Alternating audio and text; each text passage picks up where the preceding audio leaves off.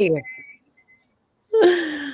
Welcome, everyone. So we're figuring out these wonderful technical opportunities as we are double streaming both on Instagram and inside of Facebook.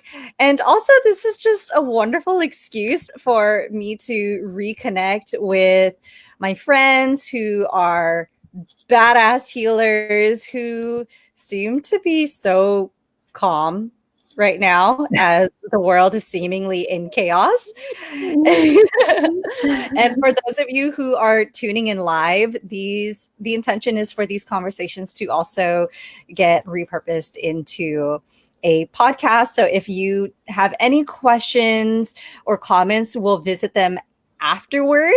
And if you are interested in seeing the replay of this in its entirety, go to www.yourstorymedicine.com where you can join the Facebook group. And I'm also going to be inviting other guests. And if you have any recommendations on who it is you'd like to hear from, then please let me know, because this is our opportunity to still stay connected despite the call for social distancing, which we know is not a very accurate term. And we're just here to pour into you and let you know that you are not alone, and that really this is a beautiful time of transformation, and how it is we choose to show up today is going to be so reflective of who it is we're going to become a year from today, 5 years from today, 10 years from today. So for those of you who are new to me, my name is June, also known as June and I am a storytelling coach and business strategist for women of color who are reclaiming their ancestral medicine. And also, if you are somebody who would like to learn how to utilize your own voice and tell your story, then this is the place for you. And we get so much medicine from hearing other people's stories. So today we have Panquetzani, who honors over 4,000-year traditions of her foremothers and integrates her 16 years of study into her practice. She comes from a matriarchal family of folk healers, growing up with bedtime stories of magic, miracles, and deep transformation. And these narratives have led her to believe that all people have innate wisdom that can revolutionize their own well-being of themselves and their families. She's a holistic womb counselor, complete wellness coach, traditional birth attendant, and the foundress, I love that, foundress of Indigimama Ancestral Healing, where her goal is to support, educate, inspire, and gently guide her clients and students. And on her days off, which when I follow you, it seems to be a lot of days off. You can find her fermenting, writing, preparing herbs, playing music, and exploring nature with her sons. And as we were prepping for this call, I asked, how is it that her family's doing and her children? And she's like, they're thriving. They're loving it. They love having two adults, like both of us home, my partner and I. They love like all the little crafts that we're taking out. They love like their little projects. They're also like working on digging this massive hole in the backyard that I don't know why, but it's really deep now. It's like 3 feet deep. And it's like their project that they're working on every day. Like, let's go dig our hole. Well, and I've also been a student of yours, and what I love is that you honor your children as the next teachers. Mm-hmm. That whenever you need certain herbs or you need them to grab something, they're ready, they're prepared, they know what to do. Your kids are apocalypse ready. Oh yeah, for sure. They cheered. I was like, all right, kids, the apocalypse is here. They're like, yay! And also, we're both based in Long Beach. So I love how, even despite everything that's happening and how right now we're restricted from being able to have in-person contact, especially for you as somebody who works with the body, it's as if the tools we have been learning in the online world have served us in Oh, this yeah. time. And so I'm curious, how is it that you're able to still share your medicine despite Mm-hmm. not being able to meet clients in person? Yeah, yeah. It was tough to make the decision to not see clients. A lot of the clients that I had, they still wanted to come in and see me. Um, when I first heard about what was going on, I was like, you know what? I'm just going to take this as a week off to ground and be safe, and then 2 weeks, and then 3 weeks.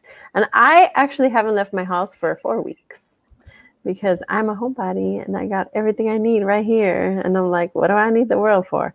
And actually, the last time I went to the store was like before the whole stockpiling and everyone, panicking. And then I was at Costco just buying my usual like frozen bulk organic strawberries and like all the stuff I buy. And then the guy at the checkout, he was like, oh, and then I saw people with masks and I was like, oh, a lot of sick people today. And no idea. And then the guy at the checkout, he's like, what? No water? And then I was thinking in my head, like, oh, I guess water's on sale. That's why everyone's grabbing water. And then I was just like, no water. Chilling, just like breezing through life. I And have a well in my backyard. that hole's going to be the well, probably. And yeah, I've already had, I've been teaching online since 2013. So, I mean, I've had that to keep in contact with clients and for passive income. I had 3 months, if you're a business owner, you need 3 months of when shit hits the fan money, so I'm okay for 3 months. I'm good. I have everything I need for forever, for life. And I have the finances to pay my staff their regular hours and to pay myself for as if I'm working regular hours for 3 months. Not everybody has a privilege. So acknowledging that privilege that I have, I've invested the time that I had with my staff. My team, they're making ebooks. They're creating the infrastructure and the platform for me to be able to give. And that's on top of our regular, right now we're in launch mode. We're launching Matriz y Concha online. And it's been a little bit shaky. I'm in a mastermind also, and a lot of the folks in the group, they're like really scared to launch right now. They have a lot of fear. With me, I think it's at the perfect time because Matriz y Concha is all about self-care. And what do you do when shit hits the fan? You go deep into your self-care. What do you do when the world shuts down and tells you to stay home? You go deep inside your body, inside your womb, and you figure shit out. All that shit that the outside world has been distracting you from, you're dealing with that shit. And I want to help people have the tools and more resources to deal with their pinche caca, Can you define pinche caca for those Pinche of us who don't know? Pinche caca es mierda. I was like, is that my yoni? No. That's shit. Not your yoni. Separate but equal things. Oh my gosh, the other hole. Okay, enough about holes. So let's dig more into your ancestral lineage and how is it influencing the way that you're showing up today? First, I want to acknowledge my abuela, Alma. She is amazing. She just sent me toilet paper and rice. I was like, oh my God, this is gold. Right? A bag of toilet paper and rice. And growing up, she wouldn't throw anything away. And I think a lot of Mexican families have this narrative of eco-friendly. Like we're just freaking our elders are naturally self-sustainable and eco-friendly. She would reuse Tupperware. She would have gift bags, wrapping paper, recycle, repurpose, reuse, everything. Leftovers in the fridge. What am I going to cook? Okay, make an amazing meal. And so a lot of those skills that I saw her use, like that's what I'm using. My kids are like, oh, Mommy, you've been cooking so good lately. Oh, it's so delicious. Thank you for this food. And I'm like, really? I'm just conserving food and like being more conscious of how I use the food. And it's just delicious. It comes out great. My abuela always says, a good chef can use whatever they have in the fridge. A good herbalist can use whatever they have in the garden. So my abuela, my maternal side, their lineage is from Zacatecas and all of northern Mexico. So my grandfather is from Durango. My abuela, Alma, who I call Mom, she's from Coahuila, Torreon, Coahuila. She also grew up a little bit in Juarez by the border. So they're like closer to the U.S. And then my paternal lineage, my abuela Olga, who I'm going to be sharing some of her stories during this cuarentena, during this quarantine. I'm going to be sharing some of the knowledge my team right now is putting together, Making Beautiful, an ebook that I made on how to tie the faja. And I called her up during the cuarentena, and I was like, Grandma, can I share your story? Can I, give out a book? Gracias, amor. This is the pastry that I tried to make earlier. I'm not a baker. I was like an herbalist, but not a baker. I feel you. Earlier, we were talking about how I decided I'm going to try taking up baking during this time, but little did I know that all the dried goods would be sold out. And so I wasted half of my flour on trying to bake brownies. And I should have just accepted that my ancestors don't really bake things. Mm-hmm. Yeah. I was like, okay, maybe I'll make a flour tortilla next.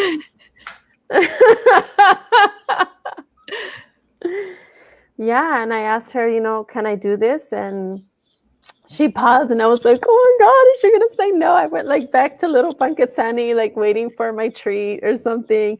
And then she was like, ¿por qué no? Why not? She said, if you can share your don, which is your gift, if you could share your gift right now when people really need it, because not everyone can share their gift. Not everyone can share their gift online via distance. If you could do that, then you have to help people. Yeah. Whew. Yeah. I feel the same way. Yeah. And so those words of wisdom just stuck with me. And after that, I was just like, okay, that's when I put everything together and I was like, okay, I need to do this not only to help other people, but I need to do it for me. Because she says, if you don't use your gift, it just se acaba, like it's done, So I need to do it for me. And she's like, you need to keep practicing your gift. You need to take care of yourself. You need to take care of your kids, and you need to keep practicing your gift. Those are things that you just have to do. Yeah. And because I've also been learning about these tools the past 3 years, it's like, wow, now we are entering this phase where everybody is going online.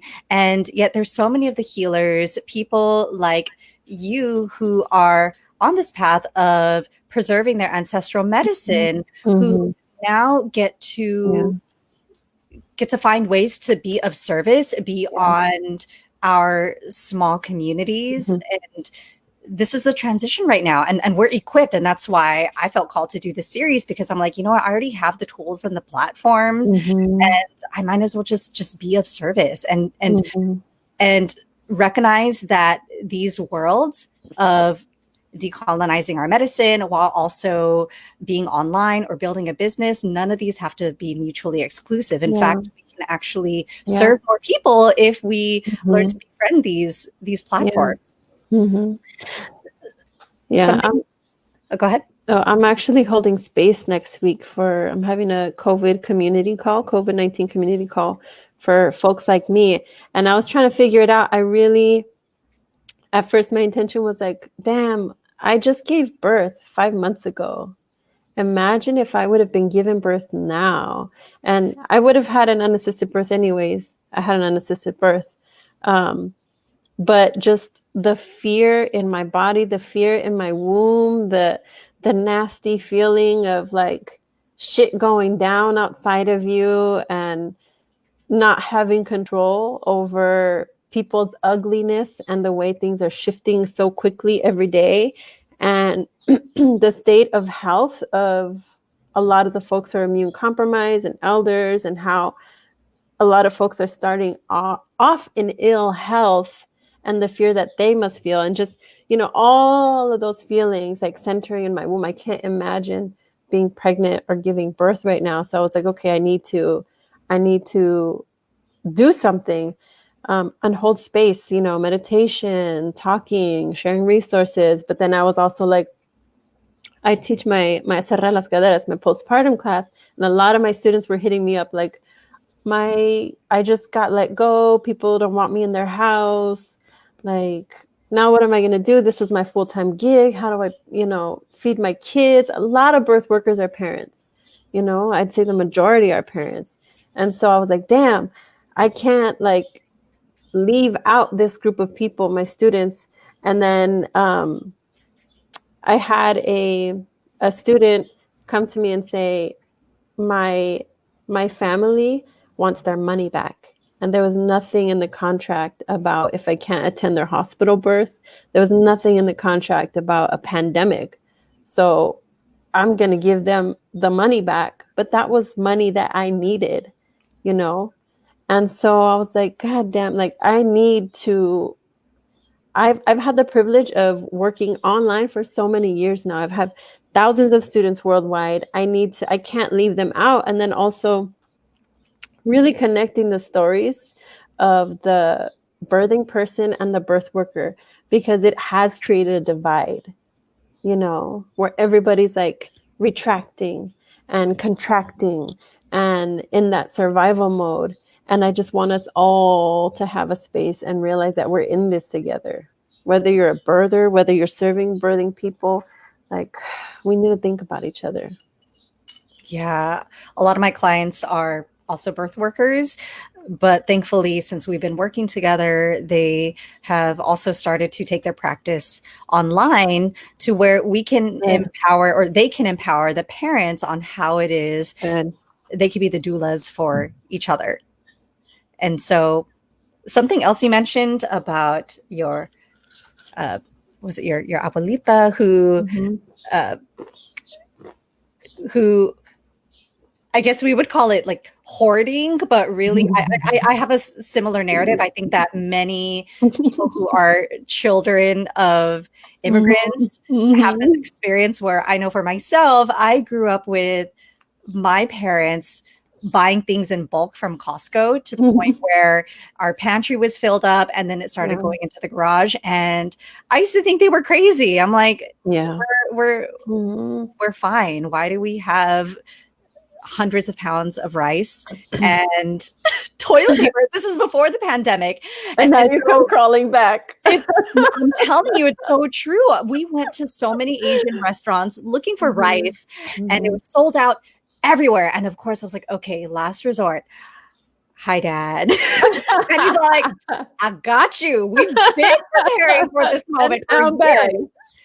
Yeah. And so I feel like before I used to perceive my parents' habits as fear-based, but now I know it was preparation. Yeah. They were prepared for a time like this. And now I know that when I become an elder, I may react the same way. The next generation might be like, Mom and Dad, y'all are crazy, hoarding all these things.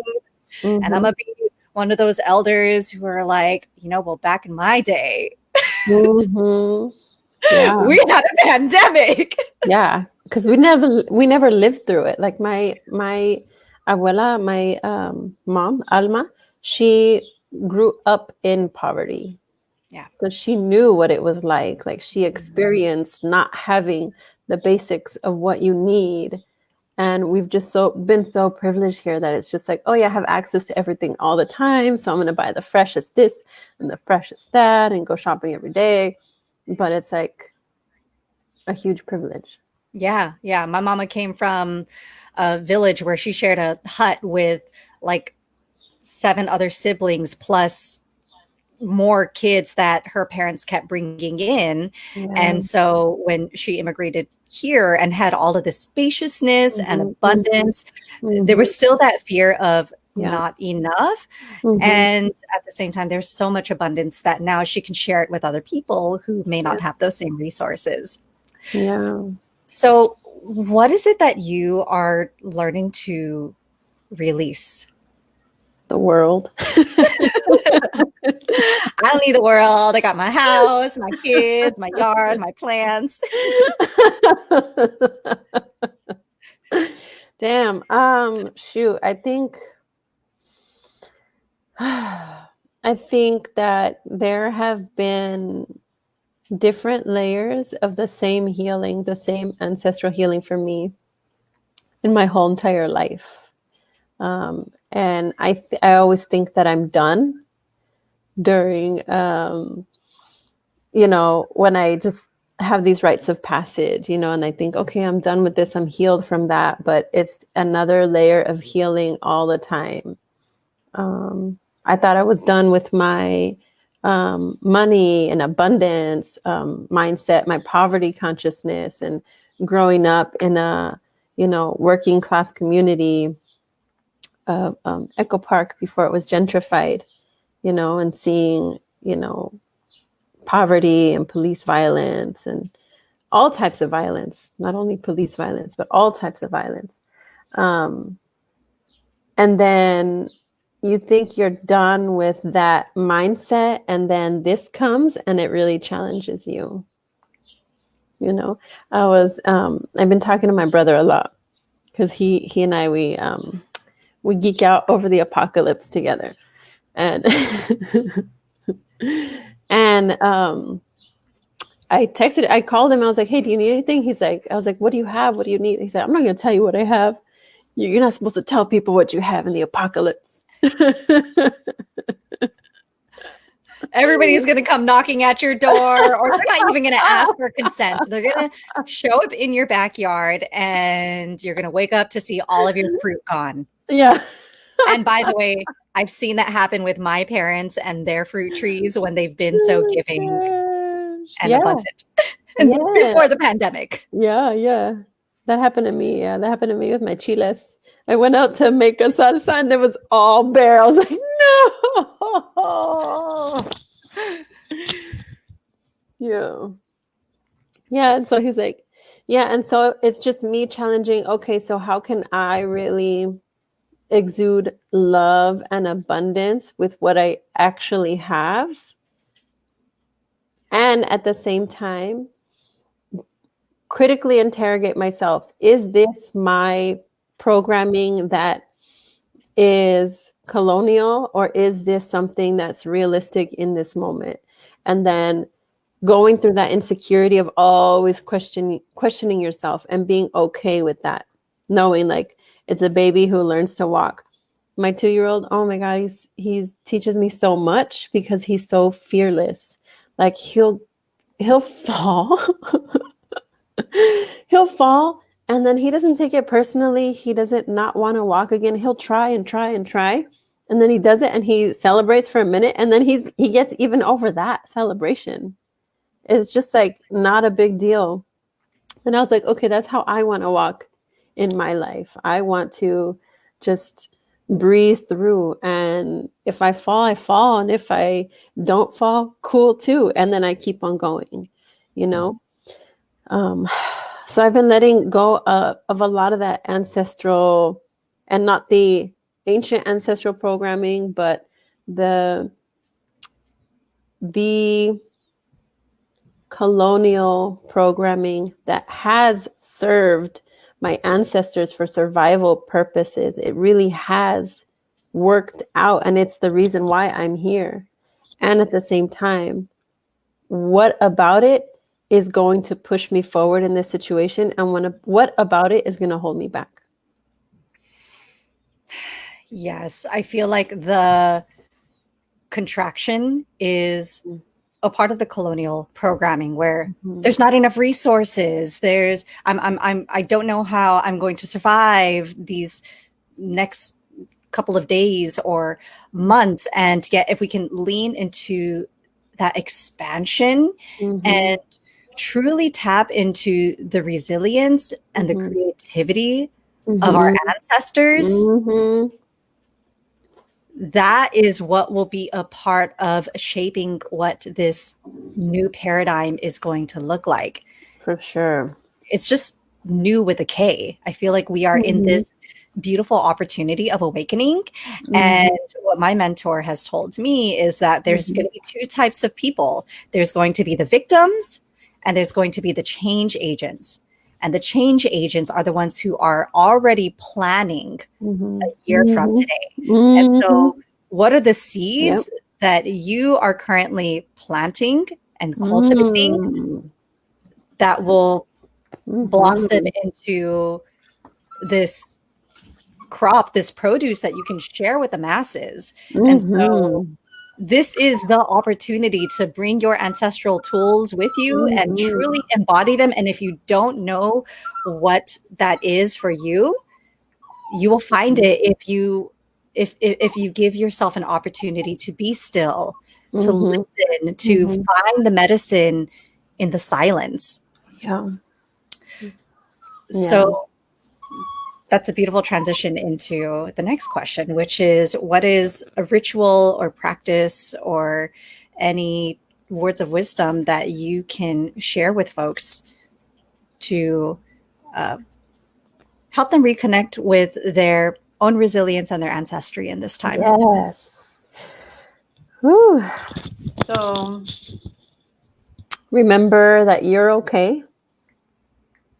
You're not in trouble. Capitalism is in trouble. There are sick people, but you're healthy. There is financial uncertainty and a lot of it. And at the same time, you have everything you need. You're very abundant. You have family, you have your health, you have community. And you're always going to have what you need when you have that, when you have a community. Right now is the time to go inward. Right now, the world is slowing down for you. It's slowing down and it's giving you the time to bloom and blossom. For myself, you talked about seeds. I already planted the seeds. Right now, I'm blooming. Everything I've done, all the work that I've done, people were like, oh, you can't teach ancestral stuff online. Oh, you can't teach birth stuff online. You can't teach this online. Look at who everyone's coming to now. Look who everyone's going to mimic and copy and come to for help. And I'm not going to be all adding more contraction. I'm going to be like, okay, this is what I've been waiting for. All right, you changed your mind, planted the seed, here you go. You know? So it's all unfolding as it should. Yeah. And I also want to remind our listeners that, well, Panquetzani, you've been a guest of mine in the past, and your business was birthed as a result of the adversity you were experiencing at that time. Sure. And I remember you sharing with me your own uncertainty, how you had no idea how you were going to keep the lights on, the electricity running, how you were even going to pay your rent. And I'm not saying that you need to get to the very bottom in order to rise to the Everyone top. must suffer like me. But sometimes it gets to that point where it's Yep. like, you know what? Now is the time for me to be my own rescue. And I will link that interview in the comments for those of you who would like to see how far Panquetzani has come. So because the soil is so fertile right now, if we can see this time as an opportunity for change versus a crisis or a challenge, then imagine how your future self is going to take care of you. Yeah.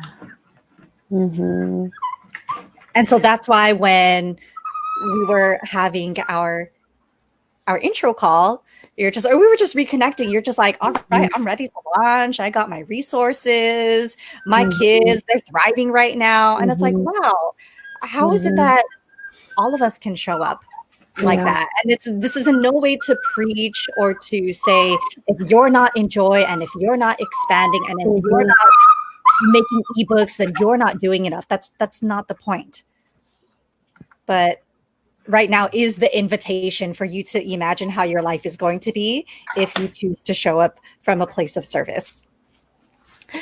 So Daddy wants to be on your show. I know I've been hearing you cry in the background. He's hairless and he's outside, so he's like, let me in, let me in. And apparently he likes to eat sandals. Yes. So, Panquetzani, what's one action you would like to invite our listeners to take? Yes, I have a free ebook that I'm mailing out. It's Self-Care for Birth Workers and Birthing Folks. I also have a resource list if you have a business or if you want to make a business. Do it. Now's the time. And it's a resource list, conscious business resource list. It's my personal favorites. It has all of the apps and tools, the tech tools that I use for launching or sustaining your online business. Tomorrow, I'm going to be on Instagram Live with Ricky Lake. We're going to be talking about birth and reproductive health right now during this pandemic. And then next week, join my community call. You can find it on the on my link in my bio on Instagram, the link for the community call. Make sure when you sign up that you save my email address because I have an autoresponder to send you the link to the actual call. And then there's also a link to the community questions. So we're all posting our questions together so we could see like who's asking what and what's going on. Thank you. For those of you who are small business owners and you're questioning, should I not be selling right now? I would invite you to reframe selling into service. And for you to offer your services is just an invitation. That's it. It's just an energetic exchange.